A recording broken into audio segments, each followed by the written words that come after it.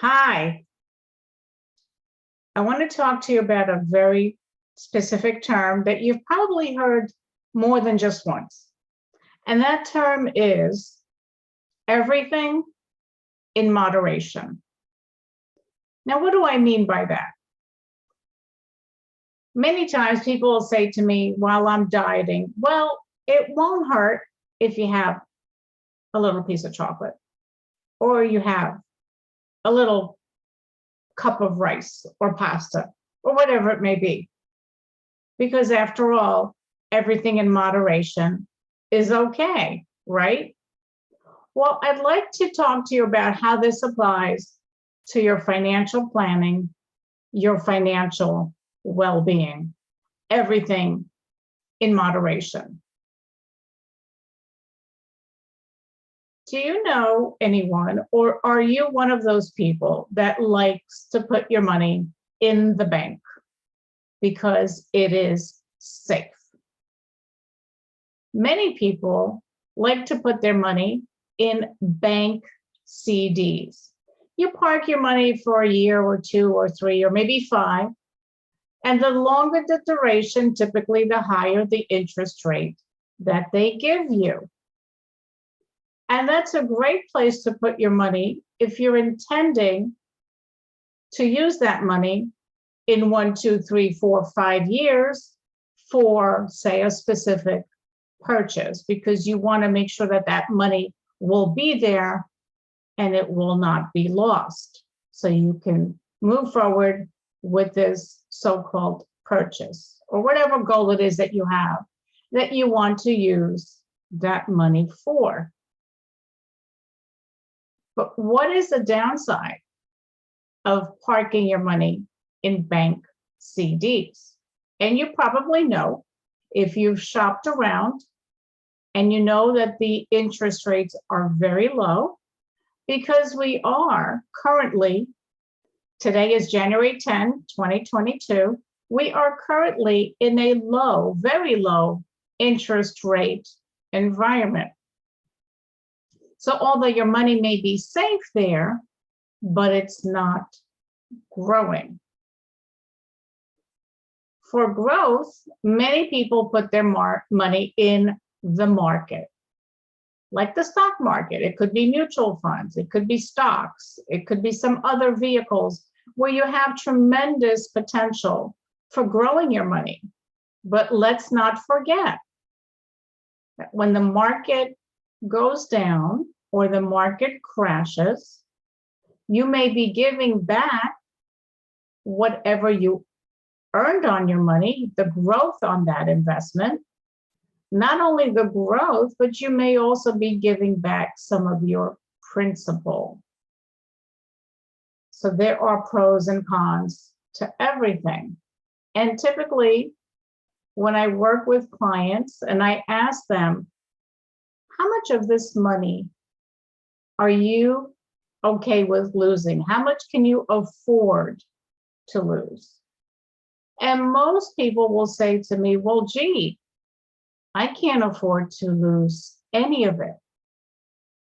And I'll say, well, then why do you have all of your money in the market where it can be lost? Everything in moderation, right? If we have some money sitting in the bank where it's safe, but it's really not growing, but we're okay with that because we have an ultimate goal for that money. And we have a certain portion of our money in the market where it's positioned to grow, but we know how much of that money we feel comfortable with, that we can afford to lose. And although the market, as it goes down, eventually does come up, but then we have something else to talk about, which is time horizon. A 20-year-old has a long time horizon in front of them. They can weather many storms. They can have the market go up and down numerous times and still be okay because they have this long time horizon.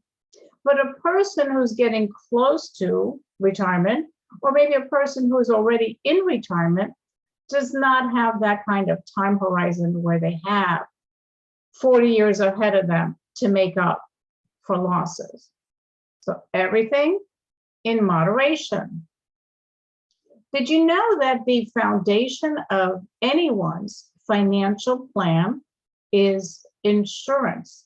Because insurance protects us, whether it's Medicare, whether it's long-term care or life insurance. Insurance protects us. And most Americans are underinsured for life insurance as well as long-term care. Long-term care is very expensive when you have to pay for it 100% out of your pocket, meaning you don't have a plan in place that will cover that for you. And let me share with you statistics. The statistics are 70% of people over 65 will need long-term care. And it's not getting any cheaper. Each year, it does go up, just like inflation, but typically it goes up higher than the rate of inflation. So the question is, you want to take care of it now, or do you want to take care of it later? Because we know 2/3 of the people over 65 will need long-term care at some point. Maybe you have a ton of life insurance protection, and you may not have long-term care protection. Again, everything in moderation. A lot of people do not have adequate emergency funds. Now, what do I mean by an emergency fund? We all have things that come up that are unexpected, maybe car repairs, maybe something that you need to replace or purchase in your home. And that happens when, if you're a homeowner, you know, there's always something that needs to be done. And if you don't have an adequate emergency fund, typically what happens is people will turn to credit cards to pay for those emergencies. And as you know, the interest rate on the credit card is high. And wouldn't it be better if you didn't have to pay those interest rates and you had just to use the money that's sitting in your emergency fund to cover those expenses? So everything in moderation. I do believe in that. We should not have all of our money in the market. We should not have all our money sitting in bank CDs. We should have a balance between them. And I always say, the purpose of your money dictates where you put it, the most appropriate place to put it. So in summary, bank CDs are safe, but they will not grow your money. The stock market is a good place that we've known about for many, many years, where you have potential for growth, but we have to also be aware that it could also go down. And we have to figure out what is the mixture between the two. Some people are more aggressive and some people are more conservative. Life insurance is a foundation. Any kind of insurance is the foundation, but primarily life insurance is the foundation of a solid financial plan to protect you and your family from the unexpected that can happen to us. And an emergency fund is an important vehicle to have in your overall financial plan, so you don't have to turn to high interest rate credit cards to pay for an emergency. I'm Sara Finkelstein, and if you have any questions, I'm more than happy to answer them. I can be reached at 561-302-5760. And I do look forward to seeing you again tomorrow with another tip or two to share with you.